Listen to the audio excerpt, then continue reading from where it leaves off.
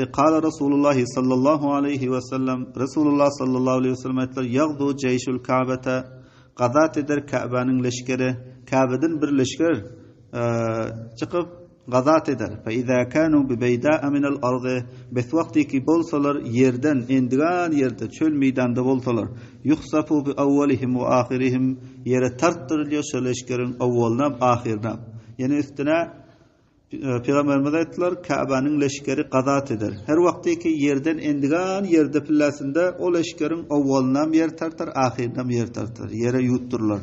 Yani bir azabı am gelerde onları yere yutturlar.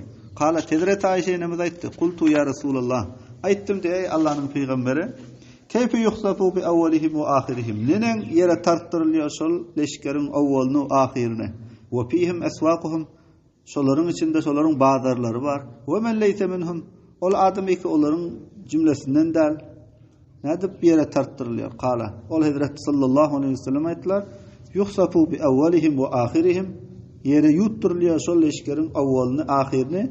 Sümme yub'atuna ala niyyatihim. Ondan sonra kabrinden turuluyorlar niyetlerine binaen.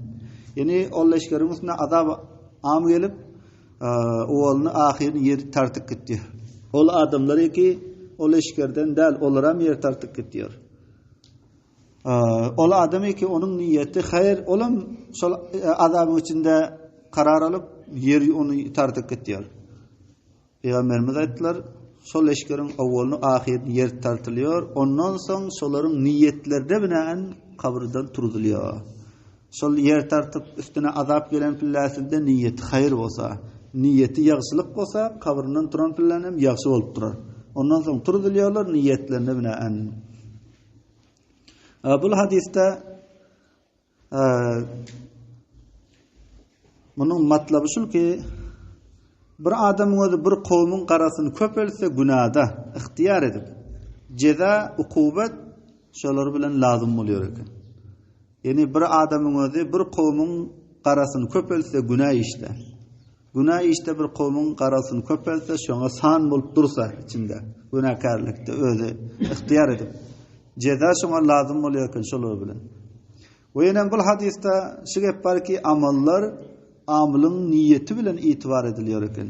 Amal etýäniň niýeti hayır bolsa kıyametün kabrinden turan bilen hayır bolup durur. We ýene bu hadisde şu gep bar eken ehli zulm bilen hem söhbet bolmaktan gurid etmeli eken, kaçmaly eken. Olar bilen hem meclis bolmaktan kaçmaly eken. Bir insan ehli zulm bilen bolsa, o leşker, Ka'badan çıkan leşker ehli zulm eken. Awwaldan yer tartar, ahirden yer tartılar diýdi. Yani bir adam ehli zulm bilen karar alsa, ehli zulm bilen bolsa, onun cezasından, onun ukubetinden o yetişýär eken. Bu hadisten belli bolýan ki ehli zulm bilen hem sohbet bolmaktan, onun bilen hem meclis bolmaktan saklanmak bekar eken. Wa an Aisha radhiyallahu anha qalat qala an-nabiy sallallahu alayhi ve sellem la hicrata ba'da al-fath walakin jihadun wa niyyatun wa idha ustunfirtum fanfiru muttafaq alayh. Hazrat Aisha radhiyallahu anhadan merwi ayt Hazrat Aisha nabiy sallallahu alayhi ve sellem aytlar yok hicret ba'da al-fath Mekke feth bolansoň. Mekke 8-nji hijride feth boldy. Walakin jihadun we niyyatun. Peygamberimiz aytdylar, Mekke feth bolansoň hijret etmek yok. Hijret şeriat ýüzünden terk etýär, watan terk etmeklik aýtýar. Istilahda mufarikatu darul kufr min khawfil fitna. Fitneden korkan jahatly darul kufre terk etmeklige hijret diýilýär. Yok hijret Mekke feth bolansoň. Walakin jihad ba we niyyetun niyyet ba. Ve iza ustunfirtum fanfiru. Wagtiki jihada çıkmaklyk talap edilseňiz fanfiru bes çıkýňlar. Manasy bu hadisin la hicrete min Mekke.